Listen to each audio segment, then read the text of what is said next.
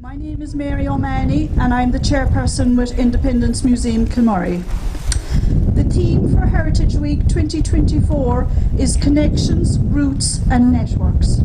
We decided on a walking tour of Crookstown and a talk at Moviddy Graveyard, as Crookstown has a rich tradition of commerce but also of connecting people. Initially with the stagecoach at the Stage Cross, followed by the railway station on the 19th and the 20th century, and also now, of course, Crookstown's proximity to the main N22 road. More importantly, there are connections through its people here in the village, many of whom were involved with the Crookstown Vintage, which took place last Sunday, and of course the new GAA pitch, and here at the Crookstown Hall as well. And there's many more of you who volunteer your time to the local community. Over the course of the next hour, our speakers will give us an insight into the past and present village life of Crookstown and the people who have contributed so much to this village. Before we begin, we will be walking through the village, so we will need to be mindful of the traffic and to stay safe. A big thank you to Peter Scannell, who is videoing this event today, and also to our speakers who will be talking to us through the day. Our first speaker is Joe McCarthy. Joe is probably known to many of you here, and he's the caretaker for Crookstown Hall, which is a hall that's used for so many classes and events during the year. So I'm going to let Joe now talk on Crookstown Hall. Joe. Thank you, Mary. I'm looking around to see how many here may be older than myself who would be able to contradict me. Otherwise, if there isn't anybody older than myself, well, I can say what I like. As you move away from the 60s, or the 60s birthdays, as I mean, you tend to forget things. So I committed a few notes to paper. I've been told that I have only 2 minutes. Well, this is going to take you 2 hours, lads. I've been involved with the hall, Kilmurry Parish Hall, for the past 40 years. I will be starting 41 years of set dancing here next month. Prior to that, I frequently came to the hall to pantos, concerts and other things with my family. The building of this hall began in 1939, up there in the plaque, which I decided to erect because if you remember the line of trees that were down there, inside that line of trees there was a 50th anniversary plaque to Kilmurry Red Cross, or to Crookstown Red Cross, sorry. And when the trees were removed, that stone was taken out there, and I said to the fighter, God, let it thrown around. So I went over to the late Jim Hickey with my big stone. He brought it down to size. You, Jim McCarthy, myself managed to put it up there, and it's still there. 1939 to 1989. That was the 50th anniversary of the Red Cross, and I think Crookstown Red Cross is aligned with Bandon Red Cross, is that correct? Anyway, Jim didn't charge me anything because he said his mother was involved in the Red Cross. And that's just keeping in line with everything we do here in Crookstown. We do it on a volunteer basis. We don't pay anybody. So far. As I said, the building was started in 39. Hence the reason to put up that plaque there. The building was up to roof level by April of 1940, and it was opened in the 4th of August 1940. The first event here was on a Sunday night. It was a play, or no, not a film, From the Manger to the Cross. It was on the life of our Lord, and such was the crowd that turned up here that night that they had to run it again on Monday night. And in the meantime, I don't know what the people did. Maybe they went down below to the tavern. At that stage, the name of the hall was then the Catholic Social Hall, Crookstown, renamed subsequently to the Kilmurry Parish Hall. You might have heard Mary speaking there twice. She's just like everybody else says, Crookstown Hall. The late and wonderful Father Bernard was very much in favour of Kilmurry Parish Hall, and many times he pulled me up when he would see posters on the road or things like that with Kilmurry Parish Hall, or with Crookstown Hall. It was not Crookstown Hall, or as in his book, it is Kilmurry Parish Hall. So I would ask people that are organising things to use that if they're putting things up on Facebook or anything like that, Kilmurry Parish Hall. My little bit of papers going around Kilmurry Parish Hall. The late Father Bernard drew my attention. I just want to make one reference to Father Bernard. I don't want to talk about the hall, but people say that I kept this hall opened. Well, maybe I might be involved in that, but it was Father Bernard that put us in funds to do this hall, and another wonderful group of ladies called the Golden Year Group. They came here around when the hall was pretty dilapidated looking in, I would say, 2010. They had 10,000 euros in their fist, wherever they got it, whether they big borrowed or stuff, but they had it anyway, and they made it available to do something with the hall. There was rain coming in, there was everything coming in, so the work started. We did employ a contractor, but there was a lot of voluntary labour as well. Something going back to the time when the hall itself was built in 39. The priest behind that was a Father Murphy, he's curate in Clodove. He was very anxious to get this hall up. He designated so many people to bring their horse and carts one day and bring the stones and the material. He paid 2 or 3 tradesmen. Now, I did have the privilege of talking to Nelis Manny the other night when I was getting a bit of background of information about this. You know Nelis over in Crookstown House. Now, whilst Nelis had a lot to tell me, I just stopped and thought afterwards that he was only a young boy himself of about 13 or 14 when this hall started. I know he's a good age now, but you must think, but he can still come, and he came on a Saturday evening with a workman from the farm, and he was pushing a wheelbarrow that Saturday evening. And another lady I spoke to was Mrs. Hallisey up above in Shandangan or somewhere up there anyway, and she can remember also her father coming home one evening with a horse and cart. It was his day to draw the materials. I don't know where the materials came from, or I don't know what other way they came, but it was a team of horse and carts anyway, and the Father Murphy used to pick each townland or say station townlands to get them together for the day. As regards the labourers and the builders, don't ask me anything about that, but it was all voluntary except 2 or 3 men that were tradesmen. So that was like when Father Bernard left us off here when I'm looking down here at Mary. She was one of the women that had the 10,000 in her pocket to start off and do something or freshen up the hall. We fixed up the back room, which we now call the parish room. That was all floored from about a foot up and refloored, and the other jobs that were done as well were done by all clubs in the hall. But Father Bernard at that stage, God rest his soul, he contributed about 24 or 5,000 to that work. Many people don't realise that. The 10,000 went so far, but didn't go far enough.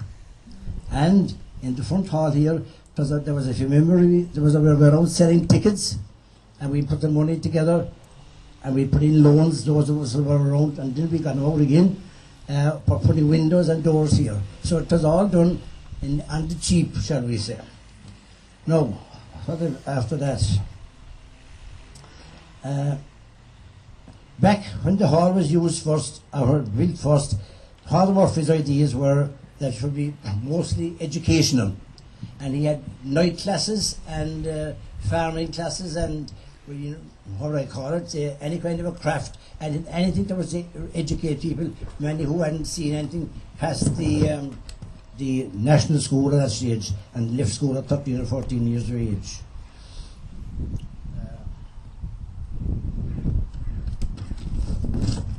One old gone.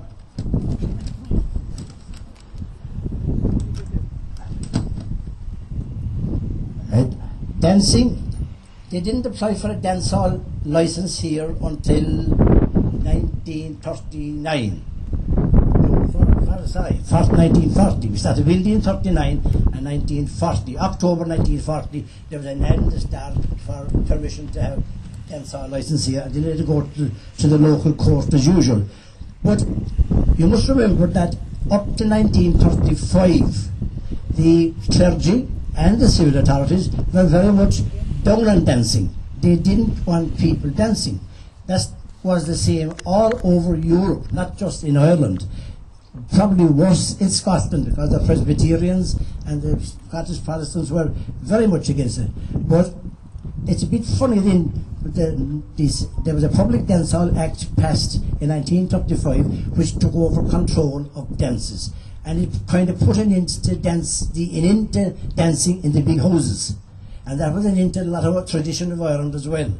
So people smile at it to think that it's only a few years that the public dance halls were allowed to open. The church and civil authorities were totally against dancing, and here we are, Windy Hall 3 or 4 years later to promote dancing, amongst other things. So there were a lot of dances held here in this room, or in this hall behind me.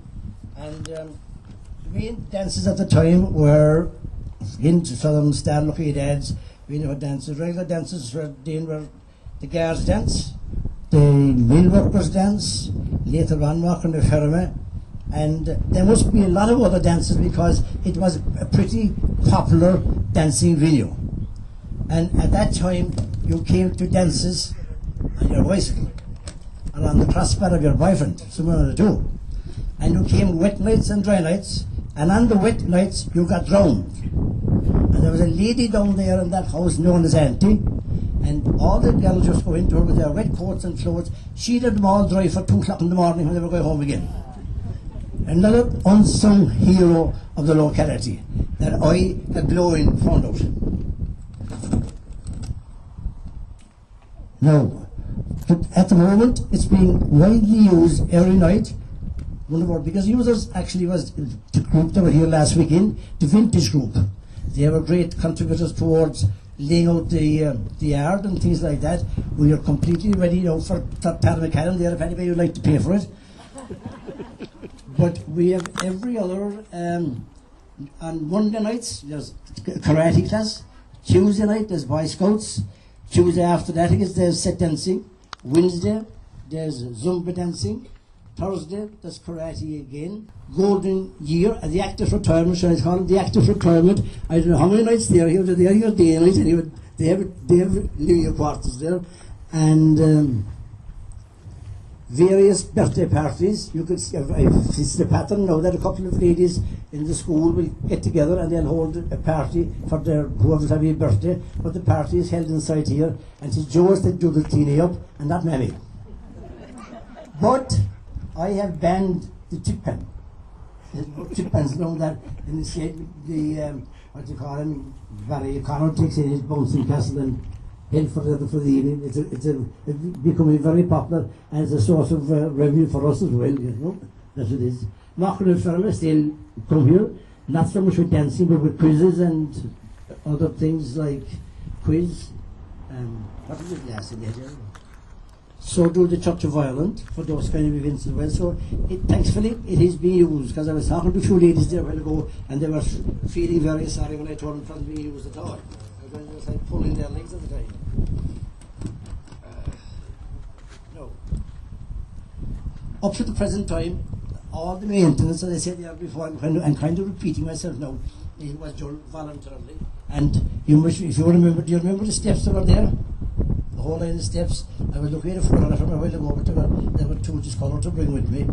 That was all done piecemeal by volunteers doing laying out the place, putting down the Paddy McCallum, and doing other jobs like that around. The biggest thing calling on us now at the moment in there is to modernise the toilets. We have a wheelchair toilet in the building, but unfortunately, this might sound a bit archaic, if you're in that building and you want to go to the wheelchair toilet, you must come out, go around, and in the back door. You're going to keep on the level, you see. So we are trying to do something with that, but there's another way of looking at that. Then if you spend a lot of money changing the toilets, you are doing so under a roof that's not sound. That roof is not sound. There's no one saying so. The late Father Tim O'Sullivan sent over somebody from Sudan, I think it was Keane, to check the roof. You know how bad it was or how good was it. So he said, don't need to give up the roof. He said that the weight of it is keeping it up. Nothing else. When they drove a nail, they either missed the board that they were driving the nail into, And if they did miss it, they split it in two halves. The timber was that light. So that roof has to come down and be changed, and that's a mammoth task, because every 3 sheets of what's up there has to go into a plastic bag and be sent to a salt mine in Germany. And after that then we can start fundraising for a roof after we send that one away over to Germany. So that's about what I have to say to you, I think. I could go on for you because I could stay talking about this place forever, but I do like to see it continue to work. I won't be able to forever. I told you about that just after turning 60, and I'll be soon retiring. But I won't retire from the dancing, come dancing industry. With that, I wish you the best for the rest of the evening and your tour. And I hope that you enjoy what I have to say. Thank you. Thank you, Joe. That was great. We're now going to make our way down to the Cornerstone, where George Lehane is going to give us a talk on the history of the pub and also about the fish yard. So just make it. Late 1800s by Beamish and Crawford as a coach stop, and it was also a tied house. Now, as a lot of you will know, tied houses were owned by the breweries, especially Beamish and Crawford and Murphy's. Murphy's at one time had over 200 tied houses in Cork, and if like this one was belonged to Beamish and Crawford, you couldn't buy Murphy's stout or Guinness stout. You had to buy all the products from Beamish and Crawford. The first license holder was a Margaret Harold from Coolmckee. She married James Donovan in 1893, and they ran the pub until James died in 1910. Now they continued to run it until 1943. It sold to Timothy, Stephen, Murphy, and his wife Catherine, or Steve, I think she was born.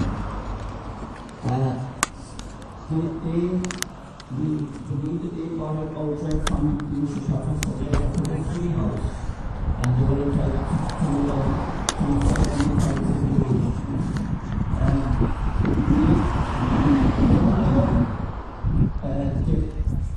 the license was transferred to Catherine when she died in 1947. And she ran it until 1961, which was handed over to her son Stephen. And Stephen married Hannah Neville, widower of Henry, in 1962. And they ran it until Stephen's death in 1978. And Henry took it over, the license was transferred to Henry in 1979. And she ran it until 1984, when myself and Mary bought it, and we closed it for a period of time, refurbished it, and introduced food, and we christened it Cornerstone Bar. One interesting point here, somebody told me, the stone at the corner, there was a woman who used to come out from Cork by train many years ago, selling fish. She was known as Kate Fish. And she sold, every Friday she came out, sat on the stone, sold her fish, and if she didn't sell it all, she went up and down the road until she got rid of it, give it away or sold it. We were there until 1987, and we sold it to Gerald and Margaret Lynch, who remained there until 1994, and they sold it to McCarthy's. I think they were from Aherla or East, or Ovens, we think. Yeah. And they were there until the early 2000s when Connie Reardon, he was a milkman around here, Connie bought it, and Connie ran it for a period of time, and then he rented it, and that's continued on until very recently, maybe a couple of months ago. It is now owned by Sexton, one of the Sextons over in Farnlands, and I think that's about all that's left to be said about it. Thank you. Up in Loughneel, which is up in that direction there, known as the Butter House, and eventually came down to Crookstown. Started in that building there with the corrugated iron roof, In time, his son Jeremiah took over the business and expanded it. The railway, of course, had come into being in 1866 down in Crookstown Road Station. And if we were standing here at this time, back in say around 1940, obviously the war was down in Europe. The O'Regans had a great business going here, and they started in 1937 selling eggs into the UK. And they would be, if we were here now, they'd be loading lorries and horses going down to the train station. They were put on the train into Capwell, down to the boat, and they were in England the following day. You wouldn't actually do it any faster today. So the building behind me here now, which is currently being renovated by Martin Sheehan, that was the egg store. And that's where they packed the eggs. And they had an egg packing machine made by, have any of you ever heard of Baker's Hall over in Shirley? Frank Baker, he was an inventor. He also had patents to his name. He patented a machine for stiffening soft collars, as they would call them, detachable shirt collars. But he made the egg grading machine for them there. And so the place was a hive of activity. As well as that, people would come from Pints West, way back as far as Adrigole. They'd be going to Castlemore for burnt lime, as they would call it then, not ground as we have today. They'd bring their eggs here, go down for the lime, call again on the way back, pick up their provisions and everything they needed, because there was a provision store as well. And so, absolute hive of activity. The building there today is a replica of the one that was here up to a couple of months ago, same height with everything, and even looks the same. But upstairs they made the egg boxes, and the broken eggs were put into churns, also sent to Cork and sold to Thompson's Bakery. So you might, as Joe was saying there about the hall, if it was 1940 now for instance, the hall was in full swing. Another man, Matt Toomey, he was a nephew of Peter Toomey, we'll hear more about in a minute. He was from Raineree, but he had immigrated to America, but he came home 50 times over the years, brought his car with him, and he'd show films in the evenings up there. So that was part of the social life of Crookstown. So, we might think, and also at that time, 1939, electricity had come to Crookstown. Some of the more outlying areas, it didn't come for another 20 years. So there was a lot happening here, and there was a lot of industry and a lot of commerce done here. And there was more than that done as well, because Sean O'Shea said that his grandfather always said Crookstown is a great place for a sing-song. So obviously the taverns did well as well. Without moving, as we go back, the house, two-storey house on the left-hand side, was the home of Neda and Nora Wall, and that's where Henry Wall and his sister Anne lived. And Henry played rugby. He played rugby with Munster against the All Blacks Scory Troy 1963, and he subsequently played for Ireland against Scotland and Wales. And his sister Anne played hockey for Ireland. Now, many of you here will have known Henry, and he was a very nice, personable man, very into history, and he was very willing to help any one of us now that are into history. A very pleasant person to be in his company. And unfortunately, Henry has passed away, and we'll see his grave in Motherly later. And during October of 1922, the Musgrove Harriers had a hunt where Henry's father Ned was present at the hunt on horseback, and that's notable for the song The Musgrove Sporting Hounds, and it was from that hunt. And another interesting thing about that is that it was only a couple of months after the death of Michael Collins, of course, in nearby Bellmount, whose convoy would have come through here that night, but it just shows that even in the midst of turmoil of a civil war, the commerce and everything else resumes, and people will always find, go back to their hobbies and whatever, even in the midst of something like that. Across the road from that two-story house is the farmyard. That was Wall's farmyard. You'll see a square in the wall, and that's where the Wall sold milk to the people of the village here.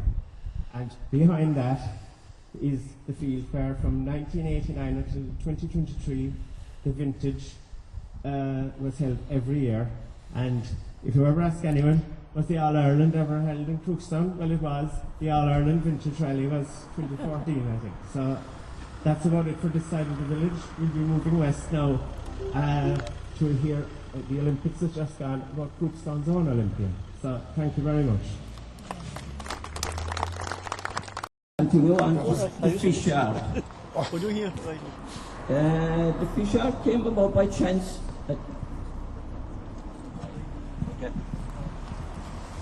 The fish yard came about by a chance meeting between Dan Hart and Frank Lee. He was from Ballincollig. Dermot Sheehy was from Baltimore, and they were looking for a premises to start a fish factory. And Dan introduced him to Tyrone, who had a commercial yard back the road, as you know. He had a haulage business.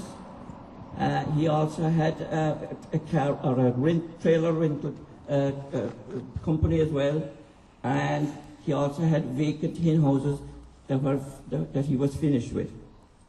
So it all tied in nicely for everyone. Not only was the yard and the trucking business ideal for Dermot and Frank, but it was Crookstown was strategically positioned for the ports, the southern ports of Cork. They were all within an hour to 2 hours of Castletown Bear, Baltimore, Union Hall, Kinsale, Cove, Ballycotton, and Gilmore East. Frank and Dermot Frank had a lot of experience in the fishing industry. Dermot's family were steeped in it. Frank and Dermot worked in the fishing industry in Kilmurry, and they were involved with it a long time. So in 1981, Colin Trading started. The word Colin started from the 3 letters of Cork and 3 letters of London, Colin Trading, and they started, and their first thing was salting and exporting to Poland. They got a big order from Poland of 3,500 barrels, and then they went on from that to Holland and Germany.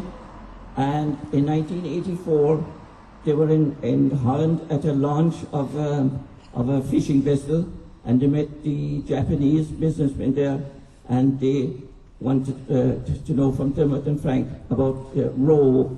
So they invited the Japanese over to see the factory. They signed a contract, and they began doing business with Japan. Now the Japanese insisted on female roe extractors, and the first day they did a demonstration, and there was 19 women turned up for it, and those women stayed with the company until the end. There was 2 shifts. One was from 8 to 6, and in the busy time there was another nighttime shift, and in the peak time there was between 90 and 100 people working there. This was in the 80s when unemployment was rife. We had a recession, so it was a godsend to the people in the area, especially coming up for Christmas. There was always 1 or 2 Japanese quality controllers on site overseeing the operation. Frank and Dermot went to Japan every year to renew the contract, and they were shown the cultural sites such as Mount Fuji, the Imperial Palace, the bullet train, and local markets. And due to EU regulations and changes in the Irish fishing licenses and quotas, it became impossible to run a profitable business. So in 1999, Colin Trading was wound down and closed.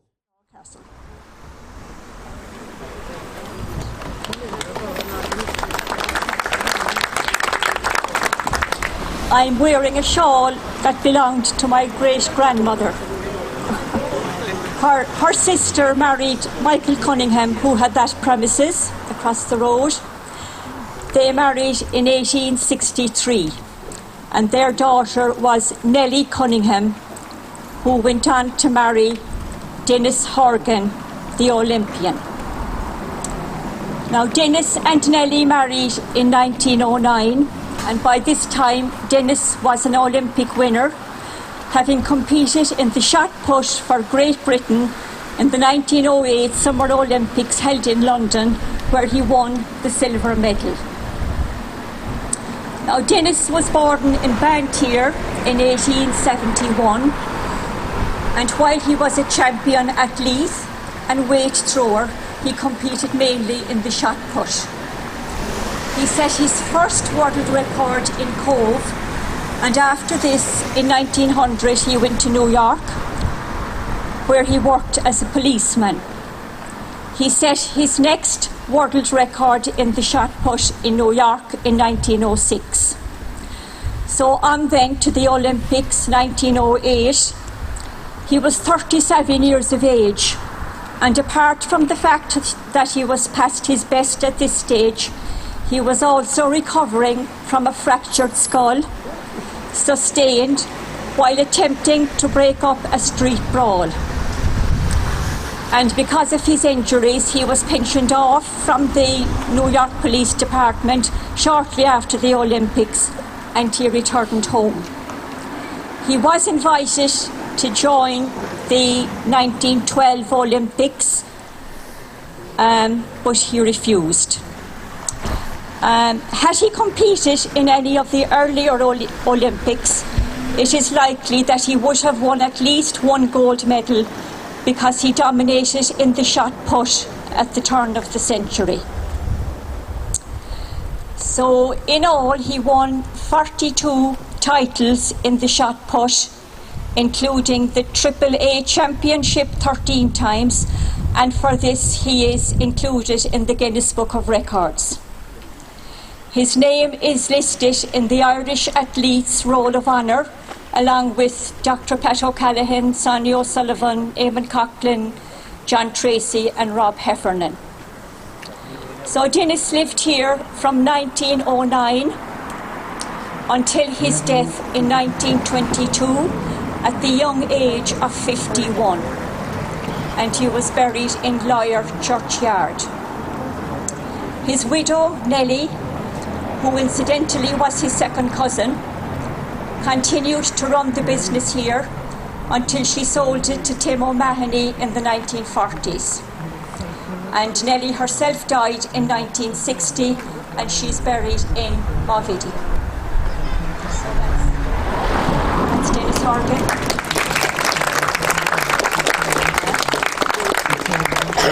So I'm going back to the shawl again. It belonged to my great-grandmother, Johanna, and she was married to Patrick O'Sullivan. They lived up in Loughneel, and Patrick carried out repairs to Clothaw Castle for Colonel Bernard, who was son to the Earl of Bandon. This involved work to the body and tower of the castle, lofting doors and frames, puttying and batting of windows, and extra work. The first entry for this work in Patrick's ledger was in January 1869, and the last entry in Patrick's ledger for the work was June 1870, and the payment for the work was £78 and 15 shillings. So that's...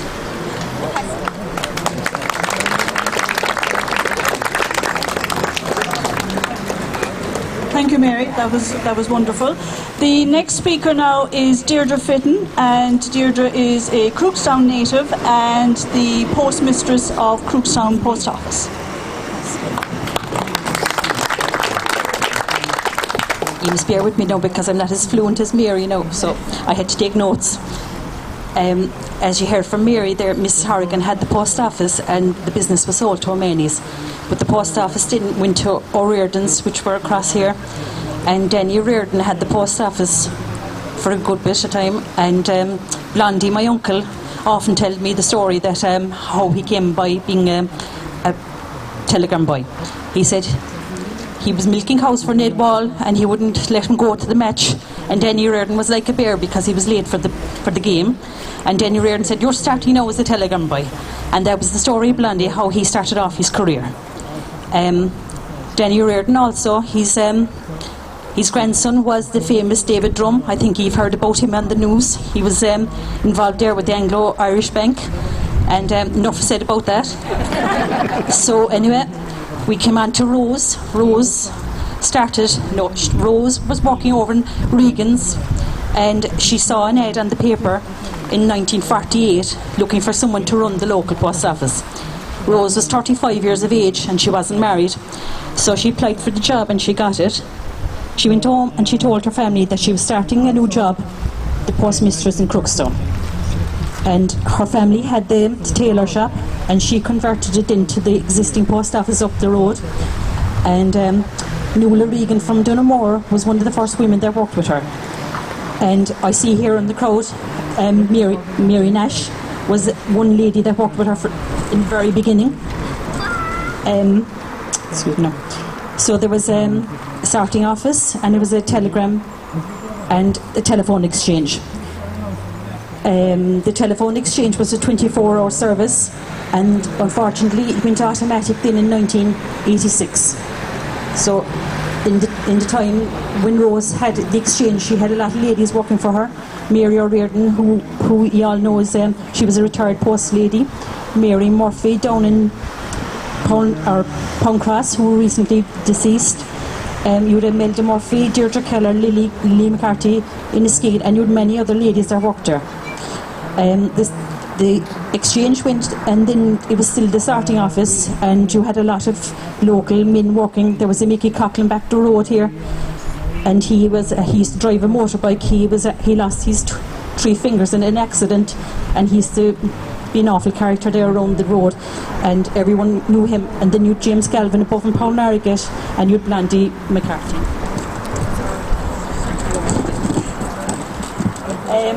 Donny Leary and Maura Reardon and Dan Buckley and Mary Healy, you'd Kieran McCarthy and Jory Nine. These were all the postmen down through the years. How I came to it then is in 1990 I saw an ad in the Echo. It was advertised for a mid-Cork post office, and I had done business studies in college, and I was working in the L&N, which is now known as Quishes, and I decided that maybe this would be a better job than working in a shop. So I was working in the shop one day, and in comes Rose, and I said, "Oh, hello Rose, how are you?" And she says, "Are you Deirdre? Did you apply for a job?" And I said, "I did." And I said, "Jesus, little did I know it was back here in Crookstown." So anyway, I got the job, and the part of the job was to move in and live with Rose. To everyone, Rose was very stern, but she was actually a fierce character. She was a really lovely person. To me, she was like my grandmother. I was very fond of her, and we worked together for 7 years. And at this stage now, Rose was 77, and she decided that she nearly had enough, but she kept going for another bit. And in 1997, Rose decided that she had enough, and she was 84 years at this age. So the office came up for tendered in, and it was advertised because at the time, if you were 10 years working as an assistant, you'd get the job, but I was only 7 years, so it was advertised. And luckily enough, I got the job.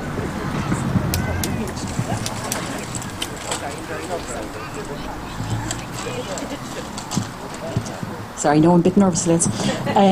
I was appointed in 1998, and the business continued as if nothing had happened, because Rose would come in and out, and Donny Leary and Maura and Dan Buckley and myself, we started the meal there for years, and Rose was enjoying her retirement. And in 2017, Unpost decided that all the sorting offices would go into Macroom, and they amalgamated them all inside Macroom, so we were the last sorting office in Mid-Cork. Oh, I forgot this piece. I'm sorry, Rose died in 2004, and she was 90 years old. And in 2011, I bought the building, and we continued on anyway. So the postman went into Macroom, and there was no more 6 o'clock mornings. I used to start in at 9 o'clock, and it felt like a half day. I missed the postman. It was like a debt, and they would have all the news from the postman, but we had to continue anyway.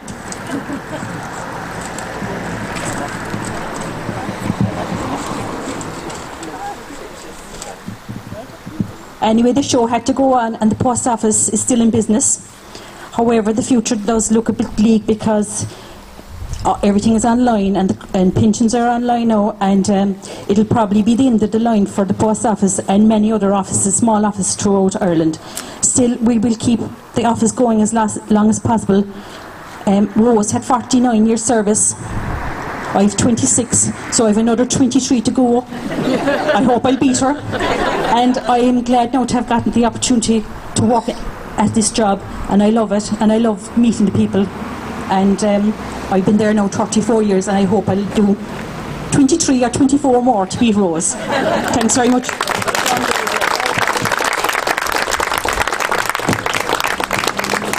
Thank you, Deirdre. That's great, and it's so lucky to have a post office in Crookstown Village, so well done, and we hope you make another 23 at least years.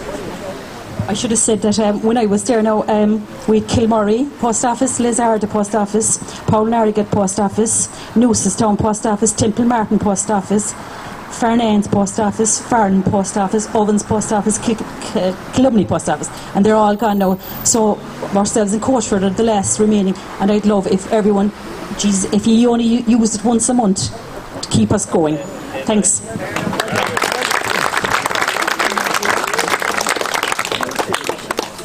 Well done, Deirdre. I'm going to talk briefly about Crookstown 100 years ago, particularly during the Easter Rising, the War of Independence, my favourite subject. So Guy's City and County Almanac 1921 described Crookstown as a thriving commercial centre and a hive of activity.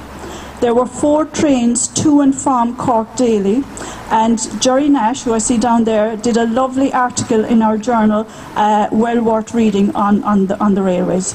So Easter Sunday morning, 23rd of April 1916, Terence McSwiney, along with 163 volunteers from the Cork City Battalion, arrive at Capwell Railway Station in Cork, and they board a train for Crookstown Railway Station. They get off and they march through this village, up the Gatterbawn and into Kilmurry village, where they meet up with the local volunteers and the West Cork volunteers who had marched on foot to Kilmurry village. Together, they all then continue on to Macroom, where they were stood down by Tomás McCurtain, following orders received from Owen McNeill, Chief of Staff of the volunteers, that the Easter Rising had been put off. It rained very hard that day, so you can just imagine how despondent the volunteers were as they marched back here to Crookstown to get the train back into Cork that evening. Cork volunteers did not mobilise on Easter week, as there were up to 9 different dispatches from Dublin that week, leading Terence McSwiney to say that there was order, counter-order and disorder. So we're going to move on now to 1918, and as all of us have just lived through the COVID pandemic, there was another pandemic back in 1918 known as the Spanish flu, but more commonly known here in Ireland as the big flu. In Ireland, it killed at least 20,000 people, with up to 800 people getting sick. By mid-1918, there were up to 40 cases confirmed in the Cork Fever Hospital in Blackpool. And Michael Galvin has a very good story on the Spanish flu in Mary Mullins' book, well worth reading. Crookstown Village did not escape the Spanish flu, and one family in particular were severely hit. And this family were known as the McSwineys, and their house was just here, where we're standing now. So the Cork Fever Hospital in Blackpool, the death records for one day, which is the 12th of November 1918, include the following. Record number 356 records the death of Daniel McSwiney from Crookstown. He was aged 30, he was a bachelor and a carpenter by trade, death due to influenza. The next record, number 357, it's his brother, Patrick McSwiney from Crookstown. He's 28, a bachelor and also a carpenter by trade. The next record, number 358, another brother, Jeremiah McSwiney from Crookstown. age 22, a bachelor, but is a tailor by trade. All died on the same day from the Spanish flu. 7 days later, the next record is number 359. On the 19th of November, a fourth brother, Eugene McSwiney from Crookstown, aged 32, married, dies also from the Spanish flu. On the 25th of November, John McSwiney from Crookstown, a 4-month-old son of Eugene McSwiney, dies in the Fever Hospital. And the last record, number 361, baby John's sister, 3-year-old Peggy, dies in the Fever Hospital. So you can just imagine what Crookstown was feeling in November 1918 when this terrible tragedy happened. Margaret McSwiney, the mother of Daniel, Patrick, Jeremiah and Eugene, died a few months later in February 1919, and they're all buried over in Morviddy. So I'm going to move on now to the War of Independence, 1920-1921. Crookstown volunteers and Crookstown Cumann were very active during that period. They would have been close familial links. I mean, if you had a brother in the volunteers, the chances are you were in the Cumann. Crookstown, along with Kilmurry, were part of the 7th Battalion, the Cork No. 1 Brigade, and would have worked very closely together, the two companies. Volunteers from both Crookstown and Kilmurry would have taken part in the Lasarda ambush, which took place on the 22nd of August 1920. And I'm going to just give you a brief outline of one of the Cumann women. Her name is Margaret McSwiney. She was née O'Riordan, and Margaret was the widow of Eugene McSwiney and the mother of Peggy and John, who all died from the Spanish flu. So Margaret was a young widow at this stage in 1920. She had one remaining child, a daughter called Mary, who was 4 years of age when her father died. So Margaret was involved with the Crookstown Cumann, as well as running the family coach building and sawmill. Her brother Daniel O'Riordan was a member of the Crookstown Volunteers, and Margaret's military pension states that she spent that period catering for volunteers from both the 1st Brigade and the 3rd Brigade, because we're so close to the West Cork Brigade that she would have looked after those volunteers as well. Her house was used as a dispatch centre, which meant that she would have to travel in all types of weather, day and night, delivering messages. She stated that her home was raided for the first time after the Lasarda ambush in August 1920, and was raided up to 50 times until the truce in July 1921. Margaret moved to Dublin and died in 1946 and is buried with her husband and family in Morviddy. Finally, I just want to talk briefly about the big houses in the area. In June 1921, the IRA headquarters issued an order to burn Loyalist houses in retaliation for British reprisals.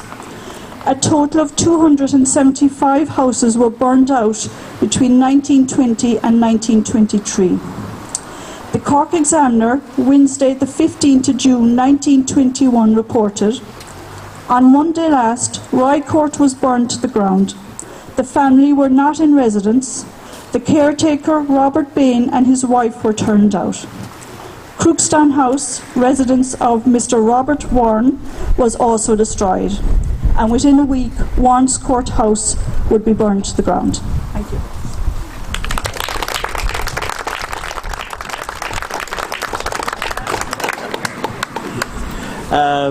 Back to me again now. So I'll take you back briefly to the O'Regan business. I kind of left you hanging there in the 1940s because I was hoping you'd ask me what happened after that. No one did, but I'll tell you anyhow. It reminds me, my sister-in-law always says if she goes to a restaurant and sees those plaques, Bridgestone plaques for 2015 or whatever, she says, what happened after that? So this is what happened after that in O'Regan's. So after Jeremiah O'Regan died in the early 1930s, and a little bit more about him just in 2 minutes. His son Maya ran the business, and when Maya died, his niece Nell Keane, who was married to Humphrey White. They ran the business and built one of the first supermarkets, certainly in the countryside. They were obviously in Cork, but prior to that, the shops would have been the traditional manner that you'd go in, and the shop assistant would make up whatever you were ordering or whatever. So they built they built a supermarket that you see over there, and Humphrey himself continued the egg business, but the egg business had changed by then, and a lot of those long timber egg production, like Ty Cronin had back there, had come into being. The housewife, to use it's a little bit old-fashioned term, but that's what it was. It was usually women who'd have the eggs. The small-scale producers, like in a lot of things, were phased out, and it was the big production poultry and egg businesses. But Humphrey still continued on. He collected eggs all around the parish, collected them from my grandmother, as a matter of fact. And in February 1971, they sold the business over there to Richard and Kathleen Cahill. And Richard and Kathleen had come from North Cork, and they're working in Knock-on Row for Peter O'Regan in the farm over there. And they bought the shop, and they continued on for the next 50 years, until a couple of years ago there. Richard, unfortunately, had died by then. And the business is now closed. And Kathleen herself and thankfully still with us, is notable for her friendly manner and her ability to help people. She stocked everything you could need. She stocked coal, gas, you name it. And there was always a friendly, old-style welcome, which is obviously, as we go towards self-service and all the rest of it, tills and whatever, is sadly gone. So Kathleen has closed and retired, and we wish her all the best in retirement. As well as the shop, Kathleen and Richard often kept lodgers or people living overhead, and one of those was a man called Wallace R. And Wallace was a Scotsman who came to Ireland, and I think on a cycling holiday. He looked for casual work with a farmer, started off with John O'Mahony, Parkmore, then I think he came to Ned Wall. And there's a brilliant article in our journal, that's only the third plug for the journal, so there may be others, about Wallace. And if you're into sustainability, as we all are trying to be nowadays, Wallace would show you how to do it. He lived simply, but lived well at the same time, a very intelligent man. He helped children with exams. He was able to play instruments. He travelled widely. Most people around here would remember him. He's not dead that long. I suppose about 10 years or so, is it? Yeah. So that was my little bit now that I forgot, which is quite a big bit actually. But anyway, here we are. To finish on this end of the village here, the Herrick family came to this area after 1641, when the McSwineys lost the lands around here, and the Herricks were here for, I suppose, another 400 years, and Sheila will tell you more about them when we get to Mavidi. But as was the norm at the time, the Herricks built the mill, Bellmount Mills, and the mill itself was a major feat. The mill building is probably routine enough, construction for the time, but they brought the water from the Bride about a mile up the road through a mill race, and it's practically level, and that supplied water to the mill for another 150 years. It was solely water powered until about the turn of the 19th century, 19th to 20th century, when they had a steam engine, then a diesel engine, and obviously when the electricity came in 1940, it went electric, but it still ran, they still used the water up to the 60s, which gave rise to an occasion of a court appearance in Macroom, because the workers, of course, happened to notice in the mill pond little silver glint salmon. And one day they were just picking one out when the bailiff came along, and they were fined heavily inside in Macroom. And there was a song written about that, which, if you've got the stamina and stick it out to the end, you might hear it in one of the hostelries across the way or whatever. So the mill, anyway, was built by the Herricks, but not run by them. The Hallerns up from Temple Martin, who were still involved in the building trade, to be forerunners of those, were millwrights, built it and ran it. There was a big fire there in around 1848, burnt it down. it was restored and improved, and Patrick Howard came there then, who already had a mill down in Brenny, and he was well established in the milling business, and Patrick Howard took it over. And he, in 1875, he gave it over to his nephews, John and Patrick, and that was Howard Brothers, which was known all over the country, which is a remarkable feat for a small mill. And they ran it. John died in around 1898, Patrick died in 1916, and when Patrick died, the P. Toomey that you see across the way on Michael Sweeney's and Jeremiah Regan, they bought the business between them. And they expanded it, and expanded it in 1920, expanded it again in the 30s, and of course in the Second World War it was going full on because of food shortages here at home.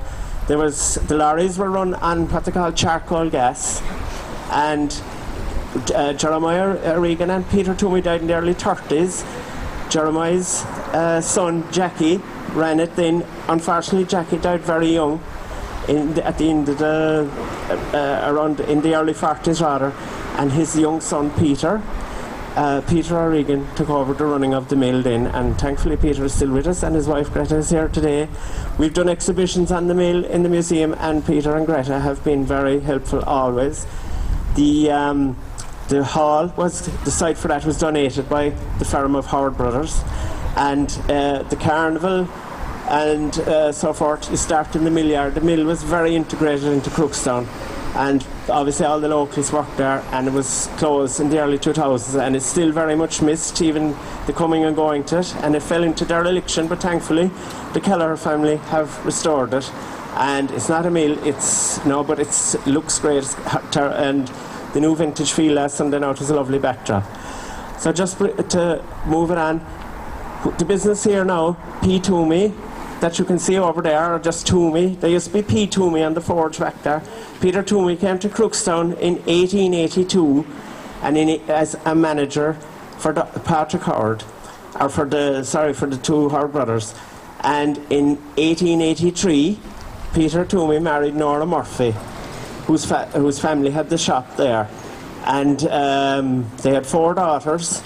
And the 4 daughters, one of them married Jackie O'Regan, one married Frederick Down, I hope I'm correct on that now, Stephen O'Driscoll, and Timothy Howard.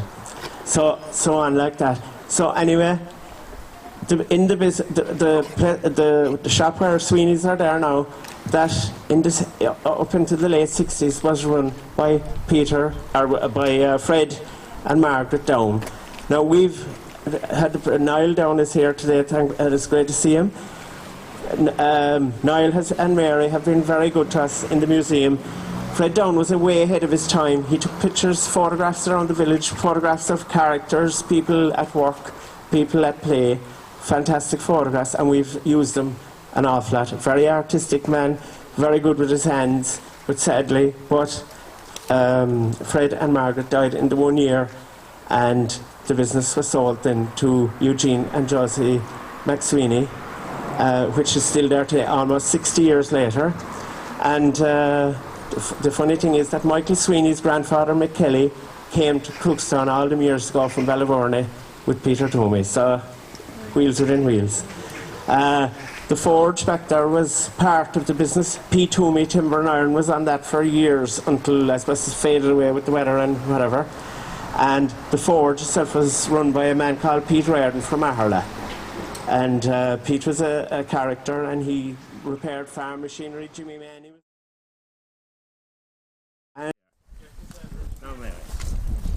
So I'm talking about the house which is right next door to the Cornerstone.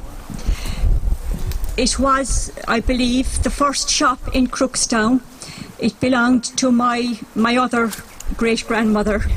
She was Mary Carroll, and she lived a long life. She died upstairs in the house in 1928 at the age of 90. So my father used to visit her a lot, so he often spoke about her. He said that she used to talk about the faction fights in Crookstown, about going out the morning after a faction fight and finding bits of clothing out on the road. Her grandson fought in World War I. He was killed in Flanders in 1916. He was Sergeant Timothy Carroll. So her daughter Maggie lived there with her, and Maggie kept on the shop after her mother. Maggie died in 1942. The building was empty for a number of years then before it was sold, and the next occupant was Nora Hickey from Lower Bellmount. Incidentally, when Maggie was in the shop, her first cousin, Katie Murphy, was next door in the Cornerstone. So, yeah, that's it, I think. Thanks, Sarah. Now just Sheila Burke lives in the house next door there. Come on, Sheila, you can just give us about the Burke house here and the sawmill. Right, to the best of my knowledge, this house here was built. It was it wasn't around in the 1901 census, but it was in the 1911 census. And the man who built it, he'd have come from the other side of the village. Burks, they had they used to make wheels mostly for for horse and traps and that kind of thing, and they were able to get all their raw material from the train and go down to the train station and bring it home. But they raised a family. There was a large family, but they were all carpenters, so they had to branch out a little bit. Some went to America. Two of them came back home here after and moved in with, I think it was Tom Burke who was here, and he was married to Jeremiah Kelleher's sister from Clodove. So they started a little shop as well, and judging from the receipts and that I found, it seems to be mostly things like cigarettes and just little sweets and that were sold there. And he was a lot older than his wife, but it was the wife who, I forget her name. Maybe Catherine, but I'm not sure. She passed away first, and his two brothers then, who had been in the States and possibly came home with some more money, they came and lived with them, and they ran the shop there. I'm not sure when it actually shut. I remember Tommy Buckley, West the Road, you say that he remembers coming in there for some sweets as a child, but that was, I'd say, late 40s, early 50s, and since my parents got married, they moved in there then, and we're there since. No more sweets. So thank you. Thank you, Sheila. Now, just briefly before we move on, the White House here, presently the home of Michael and Helen Knight. It's in that house that Jean Fitzgerald, who many of you would probably remember, was born. And in the this used to be the constituency of Mid-Cork, which elected Terence McSwiney at one time. Jean was elected in 1972 as a TD for this Mid-Cork constituency, and if any of you are watching Really in the Ears now from the reruns, which is done by a local man, John O'Regan, whose mother is just alongside me here, Greta, and no matter how many times it's on, we all watch it, obviously. But anyway, 1972 in January was the year of Bloody Sunday, and it came after Bloody Sunday, and the North was on fire, for those of us old enough to remember, and we had the arms crisis, and it was crucial for Jack Lynch that the election here be won. If the by-election was lost, Jack was very likely deposed, but Jean won the day in 1972. It was an election like from that era, for those of us that remember it, where there'd be speeches outside the churches, on the back of lorries, and when Jean was elected, there were bonfires blazed everywhere, and Eamon Ryan heart attack. But that was what was done. And Jean went on to become Minister for Labour. He was Minister for Finance, and then he became an MEP. So that's that little history of some of the characters that have been around Crookstown over the years. You're okay because the exam doesn't start till 6 o'clock. Another little thing, the grotto over the road, again because of traffic, we'll just mention it briefly, built in the Marion year of 1954, and it was built by a local blockler who was involved in building cottages at the time called Jim Bennett. Sorry, he wasn't local, and with the assistance of voluntary labour. That's the whole team of today, volunteers. Volunteering has always been very important in communities as it is today. And in 2020, or up to 2020, the grotto was revamped, repainted, the railings done, and Jerry Nash now and Joe McCarthy that are here today were involved in that and accredited them, again, volunteering. So without further ado, we'll head up to Mulvidi and listen to Sheila.